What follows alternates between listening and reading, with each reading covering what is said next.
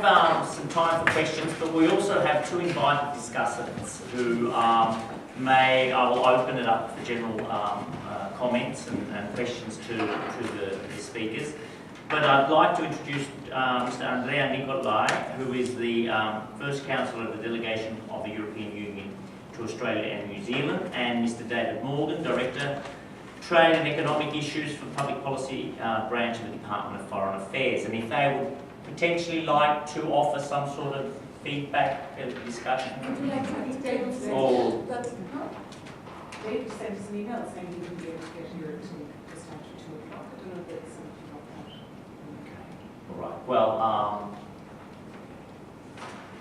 Happy to start with a few words. Yeah. I mean, should I come over there? Yes, because then otherwise or you. she's not going to. Yeah, no, thank you very much, and thank you again to Monash University, to Pascal, to the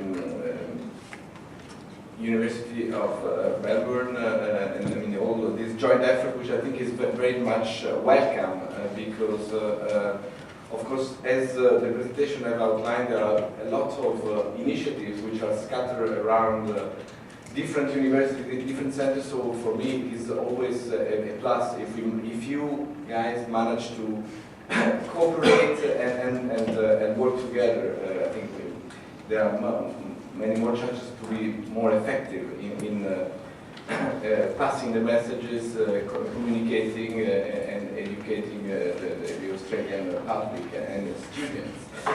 I think we have listened to three different but interesting and complementary presentations. The first one, Andrea, which was more of a historical perspective.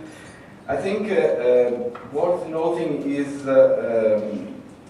something which maybe escaped which I didn't think about, that most of the research and analysis and studies are focused on the trade and economic relationship between the EU and Australia, and perhaps too little attention has been invested on other themes, and in particular on common foreign security policy, defense, etc. But I'm happy to say that this is clearly what has dominated perhaps the history of the relations at the beginning, 60s, 70s, 80s, but as the EU has started to become more competent in a way, there are more responsibilities at the EU level with the various treaty amendments, etc. I think that the number of dialogues which we have with Australia, between Australia and the EU, covering not only security but defense, crisis management, you name it. I mean, I think the relationship is much more diversified now and much more rich now than it was in the past.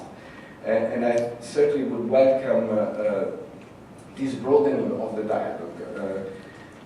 I think it's in the interest of both parties. From the EU side, we see Australia as placed in a very strategic part of the world. Australia has an understanding, a relationship with Asia, which is perhaps the most dynamic region of the world right now, which the EU does not have, is very distant. So we see Australia as a very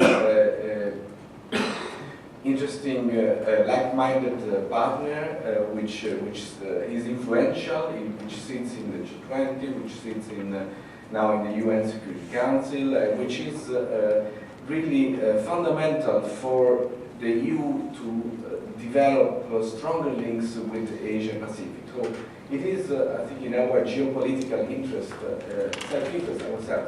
But for Australia as well, true, we are in the Asia century, but I think it is obvious to many people who have a kind of a broader perspective of the world that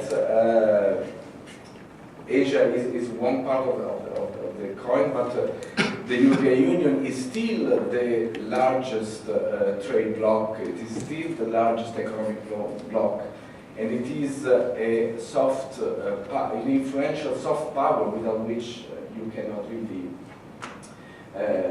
do business. So even if Australia wants to be more influential in Asia and on the global issues like climate change or issues which are topical in the G20 agenda, I think it needs you to be more engaged with Europe. It needs to become more engaged with the European Union. And I'm glad to say that I think that seems to have been understood, because the Rudd administration, the Gillard government, they have paid their visit to Brussels, to Europe, although Asia is still probably at the top of the agenda. The European Union is there, is on the map. Coming to the second presentation by Nina, I think many different issues, just a few comments. I totally agree about the fact that there is a problem of communicating about the European Union in Australia. Very often what you find is that people know pretty much what Germany, France, or UK, or the various countries do, and maybe about their history, etc. But there's very little understanding about what these countries do together as the European Union. And there is little understanding that the European Union is more than a collection of 27 countries. So there is some value added, and there is something which escapes, which is because also it's very, very complex, very, very complicated. You mentioned the stories you heard talking to people, diplomats, Australian diplomats in Brussels. They were lost, or they were difficult in understanding, and I mean, it is obvious that it is very, very complex system and word to understand, even for me as a EU official. I must recall.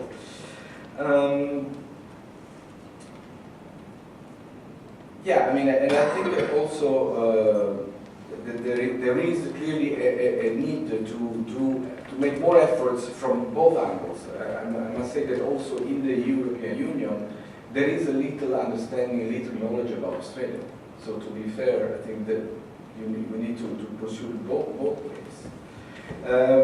There were, I mean, a couple of points which were on your last slides, I think points for discussion. And the fact that there are no journalists based in Brussels, it's a small issue, but it's symptomatic of then what you end up reading in the Australian press, which is the new view through the lenses of Eurosceptical reporters based in London, with a very clear subjective interpretation of the European Union, of the relationship. So it's not a surprise.